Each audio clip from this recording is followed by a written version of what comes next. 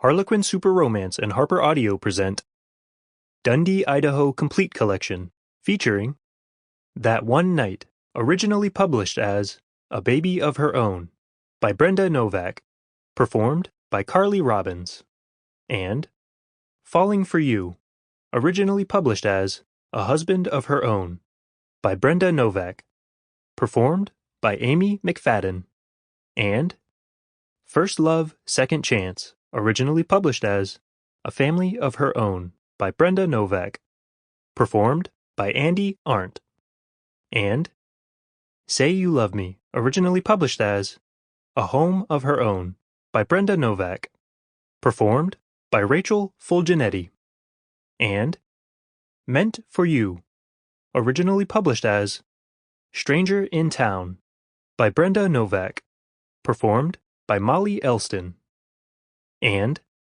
Finding You, originally published as Big Girls Don't Cry, by Brenda Novak, performed by Amy Rubinate, and Just the Two of Us, originally published as The Other Woman, by Brenda Novak, performed by Tara Sands, and The More I Loved You, originally published as Coulda Been a Cowboy, by Brenda Novak, performed by Verner. That One Night. Chapter 1.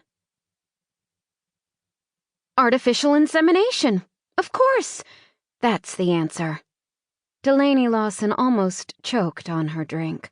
Swallowing hard, she sent a quick glance around the redneck bar that was the center of Dundee, Idaho's weekend entertainment, to see who might have overheard, then lowered her voice.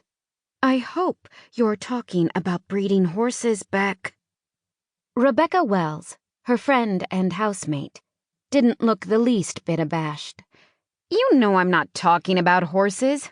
I'm talking about you, she responded, fiddling with her new short haircut. Because of what you said last night. Delaney grimaced.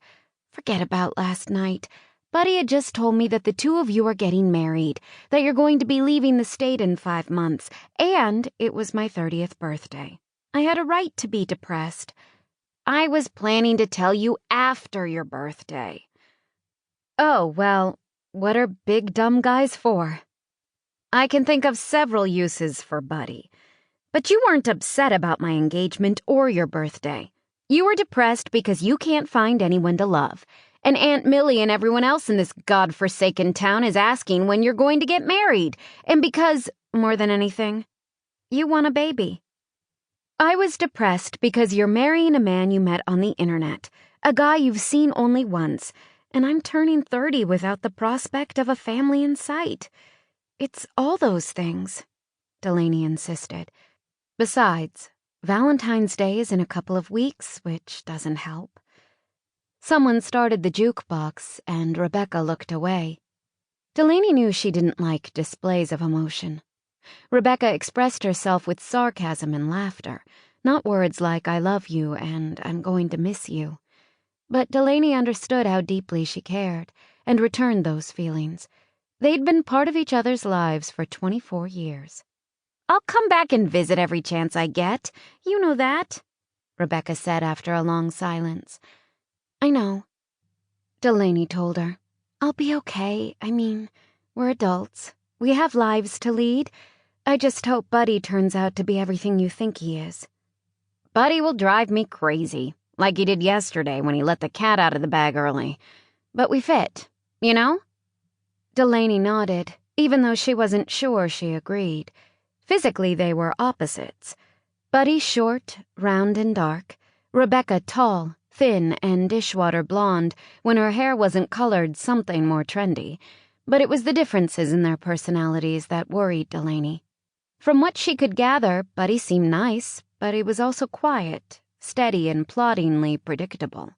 She couldn't see her volatile friend settling for a couch potato. Or maybe that was exactly what Rebecca needed. Maybe Buddy's easygoing nature would temper Rebecca's high spirits, and they'd reach some common ground and live happily ever after. Delaney certainly hoped it would end that way. You'll find Sample complete. Ready to continue?